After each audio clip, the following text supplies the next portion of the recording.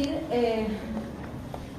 por qué cuando uso un fármaco puede aparecer un efecto súper rápido y cuando uso otro fármaco puede aparecer el efecto en 3 semanas, en horas y demás.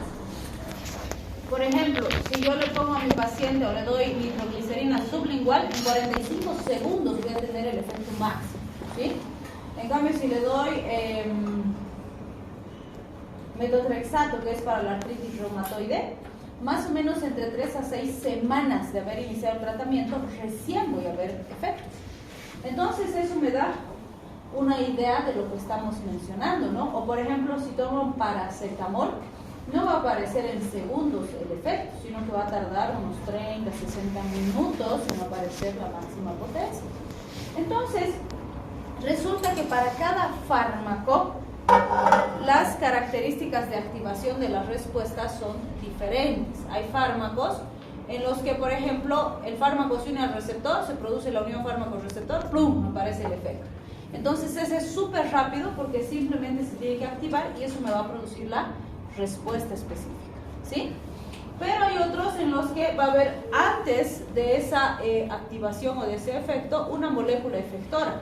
Entonces se une al receptor, se activa la molécula efectora y recién aparece el efecto, por lo tanto tardará más tiempo. Otras, antes de esa molécula efectora hay la activación de una molécula de acoplamiento. Entonces se une el receptor, se activa la molécula de acoplamiento, se activa la molécula efectora y recién aparece el efecto.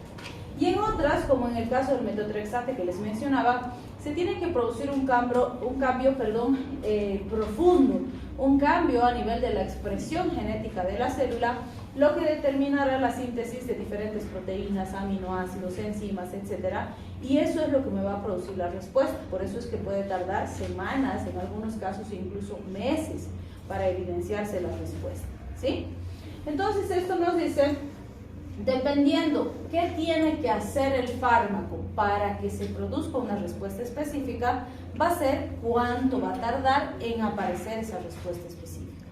Y no hay estándares. Para cada fármaco esto va a ser diferente, ¿sí? Muy bien. Este gráfico que lo tienen en su libro nos sirve para entender cómo actúan los agonistas, los antagonistas y los alostéricos. Decíamos, los agonistas, por definición, son sustancias químicas que se unen a un sitio y lo activan, ¿sí? Los antagonistas, dijimos, se unen al mismo sitio receptor, pero no activan, sino que evitan que el agonista se una. Y por eso se los conoce como inhibidores. ¿Qué sería un alostérico?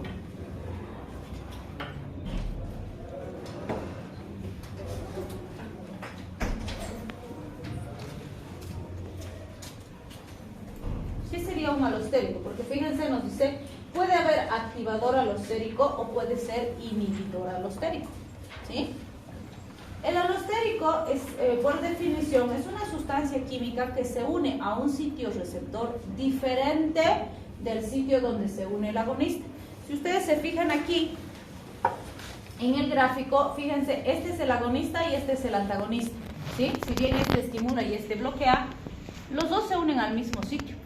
En cambio, el alostérico, fíjense, este activador alostérico se une aquí, en otro lugar, y este inhibidor alostérico se une en otro lugar. Entonces, el alostérico puede activar o puede inhibir, pero el punto va a ser que siempre se va a unir a un lugar diferente del lugar donde se está uniendo el agonista, ¿sí? Y obviamente, si es activador, va a potenciar al agonista, y si es inhibidor, va a contrarrestar al agonista. Ahora vamos a ver para qué necesitamos saber esto. Estas son curvas de dosis-respuesta, donde nos dice, a medida que voy aumentando la concentración de las dosis, empieza a aparecer una respuesta específica, ¿sí? Y lo clásico es esto, lo que tenemos en esta curva, donde nos dice solo A, quiere decir solo el agonista, ¿sí? Entonces me dice, cuando yo le doy a un paciente una sustancia que es agonista, a medida que empieza a concentrarse la sustancia, en este caso el agonista, en algún momento cuando la concentración sea suficiente va a empezar a aparecer un efecto, ¿sí? Y fíjense, ese efecto se marca con la curva, pues la curva es la curva del efecto, de la respuesta, por eso me dice. Y fíjense, sube la respuesta respuesta a medida que aumenta la concentración hasta llegar a un punto máximo, que sería la máxima respuesta, y después hace una especie de meseta. Esto va a permitir mantener el efecto.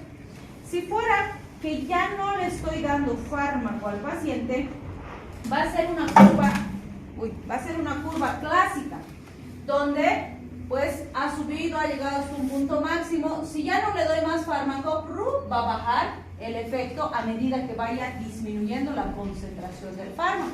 Y ahí normalmente tenemos esas curvas clásicas de dosis-efecto, ¿sí?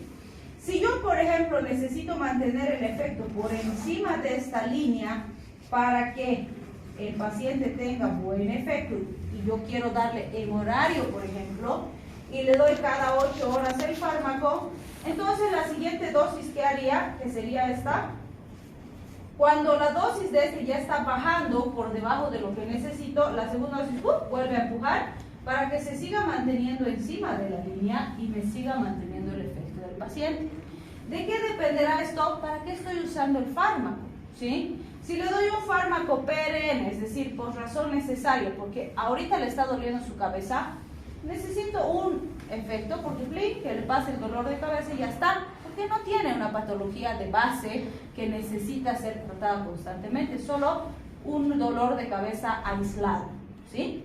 Pero si tuviera, por ejemplo, un paciente que tiene una infección bacteriana, no le voy a matar a las bacterias con una dosis, ¿no es cierto? Necesito mantener el fármaco en una concentración por varios días hasta matar completamente esas bacterias. En ese caso le voy a dar dosis intermitentes por un tiempo determinado, ¿sí? Entonces vean, para eso es que me sirve entender estas curvas. Y la segunda me dice, aquí le he dado un agonista con un activador alostérico.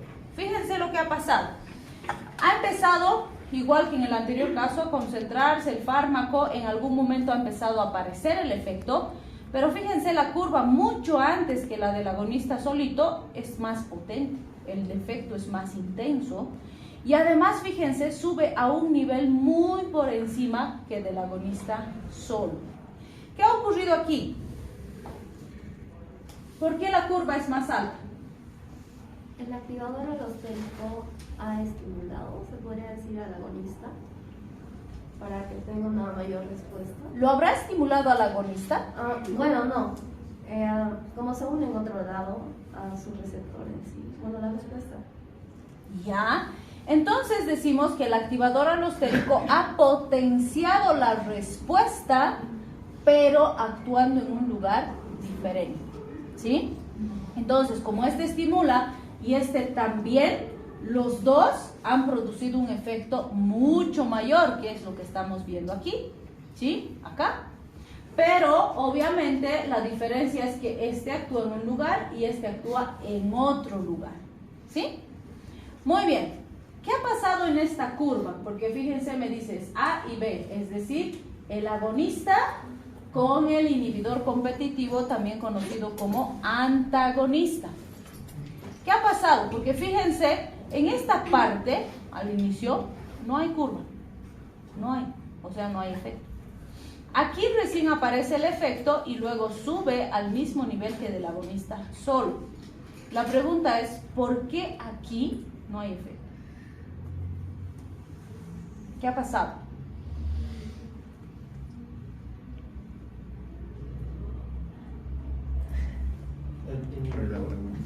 ¿Cómo? Bueno, lo que yo puedo entender es que el inhibidor ha entrado primero. ¿Ya? Y al ceder ya el efecto del inhibidor empezó el agonista, ¿no? Y vuelve a bajar otra vez el inhibidor volante para bajar la estimulación. Algo así. ¿Dónde ha vuelto a bajar? No, o sea, usted explicó, ¿verdad? Que la bolita, entonces intentando explicar. Ok, en esta primera fase, la ausencia de la curva de efecto está dada evidentemente porque el inhibidor está ocupando el receptor, ¿sí? Porque son competitivos y sé que uno estimula y el otro no. Y aquí no hay estímulo. Por lo tanto, asumo que quien está ganando el receptor es el inhibidor, ¿sí? Pero para que esta curva aparezca, el agonista le ha tenido que ganar el receptor al inhibidor, ¿sí? ¿De qué depende que esto pueda ocurrir? Porque podría no aparecer la curva nunca, pero ahora ha aparecido. Doc, y una pregunta, ¿no puede ser al contrario también? No, porque si aquí tuvieras al agonista, tendría que haber aparecido la curva igual que él solo hay. ¿Sí? Pero no hay efecto. Entonces, es el inhibidor que está ganando. ¿Sí? ¿Que puede ganar uno o el otro? Sí. Pero la curva aquí te está diciendo, aquí no hay efecto. Aquí sí hay efecto. ¿Sí? Entonces, ¿por qué ha aparecido esta curva? ¿Cuál es el requisito para que esa curva aparezca?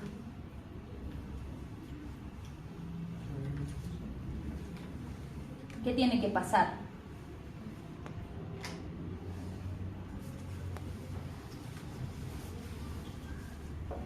Que el agonista le gane. Pero, ¿cuál es el requisito para que el agonista le gane? Porque podría nunca aparecer la curva, claro que sí. ¿Cuál es el factor determinante para que esa curva aparezca o no aparezca? Puede ser los enlaces. El tipo de enlace. Porque imagínense, si el antagonista forma un enlace irreversible, fuerte, nunca se va a separar. No importa si le doy más dosis de agonista, no importa si el agonista tiene más afinidad, no importa si el agonista tiene mejores características, no va a poder separar el antagonista del receptor. Y por lo tanto la curva nunca va a aparecer. ¿Sí? Entonces el requisito fundamental para que aparezca la respuesta y el agonista pueda desplazar al antagonista es el tipo de enlace. ¿Sí? Muy bien. ¿Qué ha ocurrido en esta curva? Me dice, es el agonista con el inhibidor alostérico. ¿Qué ha pasado? ¿Por qué esa curva es plana? Es más chatita que todas las demás. ¿Por qué? Porque está en una constante. Así igualito. Así están los dos. El agonista se ha unido a su receptor, pero el que también se ha unido es el activador en otra parte de los receptores. Entonces está ganando ahorita el activador, el inhibidor alostérico. O los dos están al mismo. Yo digo que el agonista llegó, hubo un impulso y al ver al alostérico inhibidor, como que en vez de potenciarlo, lo fue disminuyendo. Muy bien, la presencia del inhibidor alostérico está disminuyendo la potencia del agonista. ¿Sí?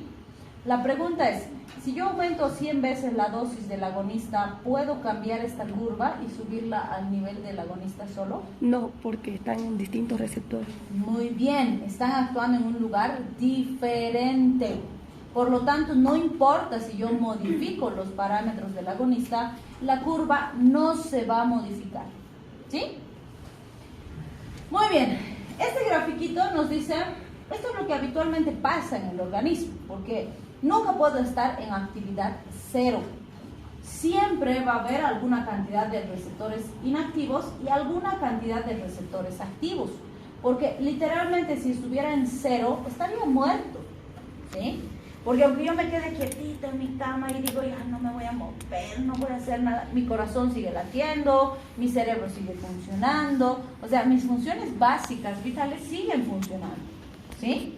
Si me pongo en mayor actividad, obviamente aumentará la cantidad de receptores activados, pero siempre hay actividad. ¿Sí? Entonces me dice, lo que hacemos nosotros con los fármacos es manipular esa cantidad para manipular la respuesta. Por ejemplo, yo puedo introducir un fármaco que aumente la cantidad de receptores inactivos y eso va a hacer que exista disminución de algunas respuestas. O puedo aumentar un fármaco que aumente la cantidad de receptores activos y eso va a producir otras respuestas. ¿Sí? Y eso es lo que normalmente hacemos, y para entender eso Katsum nos pone este gráfico y nos dice, cuando nosotros estamos en condiciones basales, como nos dice fisiología, estamos en esta actividad constitutiva, que nos dice, nunca podemos estar en cero, que sería este nivel, porque si estuviéramos en cero, estaríamos muertos, si no hubiera nada de actividad. ¿Sí? Y por eso nos dice, vamos a subir la curva un poco más arriba, porque siempre estamos por encima de de cero, podríamos decir, ¿sí? Entonces nos dice, esta es la actividad constitutiva de un paciente estándar. Cuando yo le doy un fármaco activador, que es un agonista, puede ser un agonista parcial o puede ser un agonista total. La diferencia es la intensidad del efecto. El agonista parcial produce efectos leves y el agonista total produce efectos máximos, ¿sí? Y además tengo otro que es el agonista inverso. Se llama agonista inverso aquel que produce una respuesta contraria al del agonista parcial y total. Por eso fíjense, la curva es inversa, ¿no? Por eso se le ha llamado así. Algunos a veces se confunden con este agonista inverso y dicen, este agonista inverso debería ser un antagonista. Y nos dicen, no, por definición el antagonista se une al receptor y no deja que el agonista actúe. Por lo tanto, el antagonista me mantendría un efecto en la actividad constitutiva, pero no por debajo de la actividad constitutiva. Entonces, el agonista inverso lo que hace es bajar la respuesta por debajo de la actividad constitutiva. La pregunta es, ¿cuándo yo necesito usar un agonista inverso? ¿Será que hay situaciones en las que necesitamos usar? En el caso de las operaciones, por ejemplo, cuando necesitamos anestesiar o anestesia completa al paciente. Muy bien, si voy a someter a un procedimiento quirúrgico a un paciente y le voy a poner anestesia general, literalmente lo voy a desconectar del entorno. Voy a bajar su frecuencia cardíaca, su frecuencia ventilatoria, hasta desconectarlo para realizar el procedimiento quirúrgico. Y después del procedimiento voy a revertir el proceso, ¿sí? O por ejemplo, imagínense si tuvieran que hacer un trasplante de corazón y el corazón, o bueno, sacan el corazón, están poniendo otro y los vasos están chisgueteando ahí sangre. No se podría, ¿no es cierto? ¿Qué vamos a hacer con ese paciente? Vamos a llevar sus signos vitales al mínimo posible para realizar el trasplante y después vamos a retornarlo a la normalidad progresivamente, ¿sí? Entonces sí existen situaciones que son muy particulares en las que vamos a tener que disminuir los parámetros del paciente por debajo de esa actividad constitutiva, ¿sí? Una consulta, la ¿Sí? quimioterapia se consideraría eso también, un agonismo inversor. ¿Por qué? Porque está como la quimioterapia se encarga de eliminar células, entonces estaremos tratando de que no se reproduzca más, estaremos tratando de frenar su proceso. Sí, pero no estás actuando, si quieres, en alguna función específica del organismo del paciente, si quieres, a nivel macroscópico, sino más a nivel celular, ¿no? Y no estás llevando al paciente a nivel funcional a algo diferente, sino que estás matando células. Entonces, no se consideraría un tratamiento o un agonista inverso, ¿sí? Bien, este grafiquito nos resume varios conceptos que vamos a entender y que vamos a reforzar. Por ejemplo, ahorita acabamos de ver el agonista total y parcial, ¿no es cierto? Y decimos total y parcial, el total produce respuestas máximas y el parcial respuestas bajas. Pero fíjense lo interesante, los dos, tanto los totales como los parciales, ocupan todos los receptores. Entonces, si los dos ocupan todos los receptores, ¿por qué los totales producen respuestas máximas y los parciales respuestas bajas? Ya lo dije. ¿Cómo? Ya lo dije. ¿Qué dije? La capacidad intrínseca. ¿La capacidad intrínseca? No he dicho. Sí lo dije. ¿Sí he dicho? No. ¿Qué es la capacidad intrínseca del fármaco? Es como, o sea, ya viene con el mismo fármaco, como la capacidad que tiene de funcionar. Solo lo mencionó. No dijo la Yo creo que estás escuchando los audios. Ajá. Porque no he dicho, ¿no? ¿O sí? Sí dijo. Existe algo que se llama en el fármaco la capacidad intrínseca, ¿sí? Esa capacidad intrínseca del fármaco está establecida por su composición química específica y no es modificable. Por lo tanto, el fármaco que es agonista total siempre va a producir las respuestas máximas y el que es agonista parcial siempre va a producir respuestas bajas. No importa si le damos más dosis, si actúa en todos los receptores, no importan esas características porque eso no es modificable, ¿sí? Ahora la pregunta es, ¿para qué me sirve? Porque en general pensamos que pues, el que tiene respuesta más alta es mejor y el que tiene respuesta más baja es peor. Tenemos la tendencia de creer que más siempre es mejor y no es así.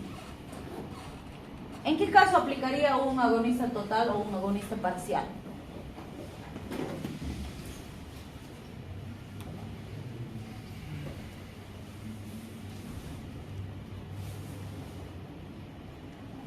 Depende del paciente, porque puede ser que a un paciente le doy un agonista total y en vez de estabilizarse se descompensa. Entonces para ese paciente le voy a dar nomás un agonista parcial, ¿sí? Por decirles, le estoy dando a un paciente que está con bradicardia, está con 55 de frecuencia cardíaca. Le doy un agonista total y me sube la frecuencia cardíaca. Y me sube hasta 90. 90 es normal, sí, porque hemos dicho que normal es de 60 a 90, ¿sí? Entonces le ha subido a un nivel normal. Pero resulta que este paciente en vez de ponerse mejor se pone peor. ¿Por qué? Porque le he subido casi al doble de lo que estaba. Entonces se agita, le duele el pecho, siente que se le va a salir el corazón por lo que se pone mal. Para este paciente, este agonista total es demasiado intenso. Entonces, ¿qué hago? Le doy un agonista parcial y ese lo que hace es subirme, por decirles, a 75. ¿Ok? ¿Está dentro del rango? Sí, pero mi paciente se siente bien. ¿Sí? Está estable, pero se siente mejor y no se descompensa. Entonces, para este paciente, el agonista parcial es el mejor fármaco. ¿Sí? Entonces, ¿por qué nos interesa eso? Porque vamos a ver un montón de fármacos y no existe el mejor fármaco. Porque el mejor tratamiento siempre es paciente dependiente, nunca fármaco dependiente, ¿sí? No depende del fármaco. El mejor puede ser perfecto para todos ustedes y para ella la mata, ¿sí?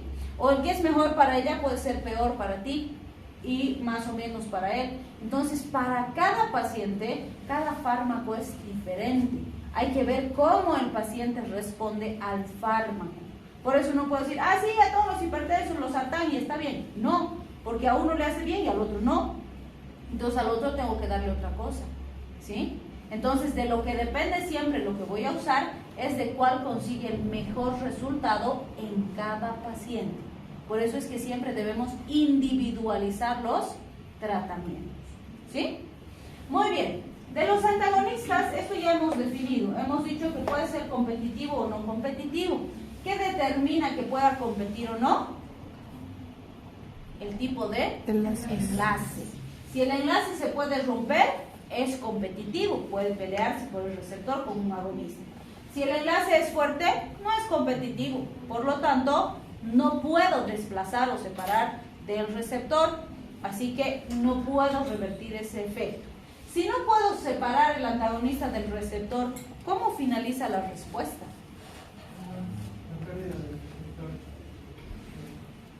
Con la pérdida del receptor. Y una fagocitosis puede ser. Sí. Destrucción del receptor, una fagocitosis. destruye el receptor y sintetizar un nuevo receptor, porque imagínense, se ha unido, no se separa, entonces destruyo, y luego ¿con qué voy a trabajar? Entonces destruyo y sintetizo uno nuevo, ¿sí? Y eso va a llevar más tiempo, ¿sí? Bien, un antagonista farmacológico es una sustancia química que inhibe a otra sustancia química, vale decir, en este tipo de antagonismo hemos dicho, tengo el receptor, viene el fármaco, se une al receptor y lo activa. Si viene el antagonista, se une al mismo receptor y no deja que éste entre y entonces lo antagoniza, ¿sí? Pero si hablo de un antagonista farmacológico, el receptor no va a mediar en absoluto. Lo que va a hacer es, va a venir esta sustancia química, se va a unir al agonista y lo va a bloquear. No va a permitir que se una a su receptor. Entonces, un antagonista farmacológico es una sustancia química que bloquea a otra sustancia química sin que medie el receptor, ¿sí? ¿Y qué sería un antagonista fisiológico? Como dice su nombre, el antagonista fisiológico lo que hace es bloquear las respuestas o antagonizar las respuestas. Por ejemplo, digamos que tengo un paciente que está con una crisis, está con una alergia severa, se ha intoxicado con alguna planta y está con una reacción alérgica terrible y no está pudiendo respirar, ¿sí? El exceso de histamina a nivel de los pulmones, ¿qué va a producir? Broncoconstricción. Entonces resulta que esta histamina que está estimulando los receptores y produciendo broncoconstricción no se puede separar. Tiene un enlace covalente. Entonces, ¿puedo usar antihistamínicos? No, porque estoy diciendo que no puedo separar. Entonces, no me va a servir darle antihistamínicos porque no voy a poder sacar la histamina del receptor. Pero, ¿qué puedo hacer para que ese paciente respire mejor? Le puedo dar adrenalina, que va a ir a estimular los receptores beta en el pulmón y me va a producir broncodilatación, ¿sí? Entonces, fíjense, el problema era la broncoconstricción que no está dejando respirar al paciente. ¿Qué voy a conseguir? Broncodilatación, el efecto opuesto. Pero estoy usando un receptor diferente y una sustancia química diferente, que nada tiene que ver con la responsable del problema, que en este caso era la histamina. Entonces ahí estoy haciendo un antagonismo fisiológico, porque estoy contrarrestando la función que está alterada, pero actuando en un lugar diferente. Ahí ni el agonista ni el receptor responsables del problema tienen relación con el efecto que voy a conseguir. ¿Sí? Muy bien.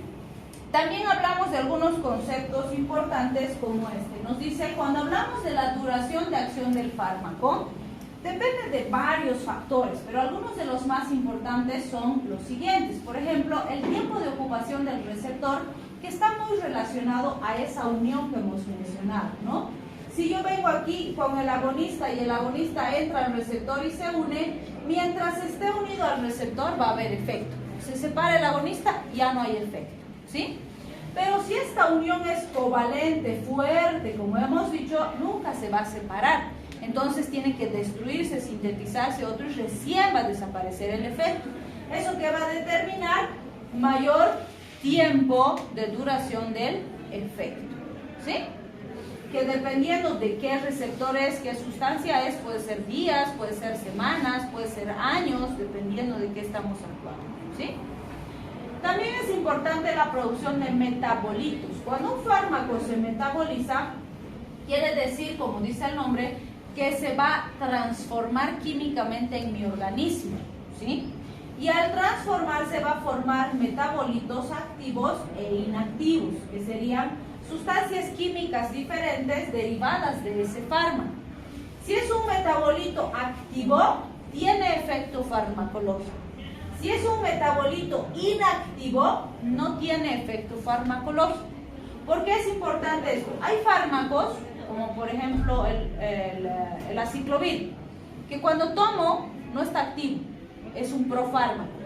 En mi organismo se hidroxila, sufre 3 fosforilaciones y recién se activa y recién tiene su efecto antiviral. Entonces, en ese caso es el metabolito activo el responsable de la acción del fármaco, ¿sí? Pero en otros casos, este que entra es el activo y cuando se destruye, independientemente de que sea activo o inactivo, ya no tiene la acción que yo necesito. Entonces, si es activo, esto me podría producir efectos adversos, ¿sí? Si es inactivo, bueno, se puede eliminar o puede permanecer en el organismo del paciente. ¿Y por qué me interesa esto? Porque a veces el fármaco original, por decirles, vive 1 hora, está 1 hora actuando en mi organismo, y este metabolito podría quedarse 100 horas. Entonces, ¿quién me va a traer problemas o complicaciones? No el fármaco original, ¿sí? ¿Cuál es el problema? Cada fármaco se metaboliza diferente. Algunos, fármaco original entra, igualito se elimina. Otros forman metabolitos activos e inactivos. Otros solo activos, otros solo inactivos. es diferente para cada fármaco. Y eso tengo que aprender. ¿Sí? Muy bien. Y la desensibilización de receptores hace referencia a una pérdida progresiva de la capacidad del receptor de ser estimulado por un fármaco. ¿Sí? Es decir, digamos que tengo receptores y el fármaco viene, lo estimula y me produce la respuesta. Entonces, es como las fibras musculares. ¿Se acuerdan cuando entraban en periodos refractarios los músculos? Que el estímulo, ¡plin! Entra en periodo refractario, no importa si sigo estimulando, no hay respuesta. Entonces, se ha visto algo similar con los receptores. Que si yo estimulo, hay receptores que ¡brum!, se bloquean y dejan de recibir la respuesta al fármaco. O sea, no produce respuesta, aunque le siga dando fármaco. ¿Sí? En ese tipo de fármacos, digo que hay desensibilización del receptor. Y si le sigo dando el fármaco, el tratamiento va a fracasar porque no va a haber respuesta. Aunque le dé más y más y más, no va a haber respuesta. En algunos casos, esa desensibilización es transitoria. Dejo de darle fármaco por un tiempo y recupero el efecto. Pero en algunos no. Y cuando aparece esto, nunca más va a producir efecto ese fármaco y ya no me sirve, ya no puedo utilizar. ¿Sí? Depende, otra vez, de cada fármaco. ¿Sí? Bien. La albúmina. ¿Qué es la albúmina? Definan. ¿Qué es la albúmina? Una proteína plasmática que normalmente cumple funciones de transporte. ¿Sí? Con los fármacos, ¿la albúmina puede servir de transportadora? Sí, claro que sí, puede transportar. Si se une el fármaco, lo puede transportar y lo hace pasear por ahí, lo lleva a algún lado. Pero la albúmina se conoce como un sitio de unión inerte a los fármacos. ¿Por qué? Porque el fármaco que está unido a la albúmina no funciona. ¿Por qué? Porque el fármaco tiene que unirse a un receptor para producir su efecto, ¿no es cierto? Y la albúmina es pues grande como tenemos aquí, ¿no es cierto? Entonces, si el farmaquito está aquí, ¿va a poder entrar y unirse a su receptor? No. Por lo tanto, mientras esté unido a la albúmina, el fármaco no sirve. No puede producir acción. Por eso se le conoce como sitio de unión inerte. ¿Puede separarse? Sí, en algún momento se separará. Si se separa, ¿podrá cumplir función? Sí. Si está unido a la albúmina, ¿se metabolizará? No. No, porque para metabolizarse tiene que ir al hígado y mientras esté unido a la proteína no va a ir. Si está unido a la proteína, ¿se eliminará? No, porque para eliminarse tiene que salir por el riñón y la proteína no sale porque es muy grande. Entonces, mientras esté unida, no se puede eliminar. ¿Sí? ¿De qué depende la unión con la proteína? De cada fármaco otra vez.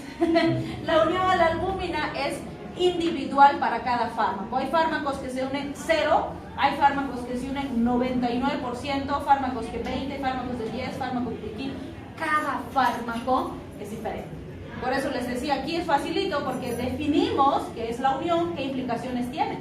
Pero después tenemos que aprender para cada fármaco cuánto se une, si no se une, si es importante, si no es importante. Y ahí se hace más excelente. ¿Sí? Entonces, eso está dependiendo de las características físico-químicas del fármaco y para cada fármaco es diferente. Ok, ahí vamos a quedar. Es ya ahora, ¿no? Sí. ¿Nos queda? No. Esperen los otros. ¿Sí? ¿Quieren quedar?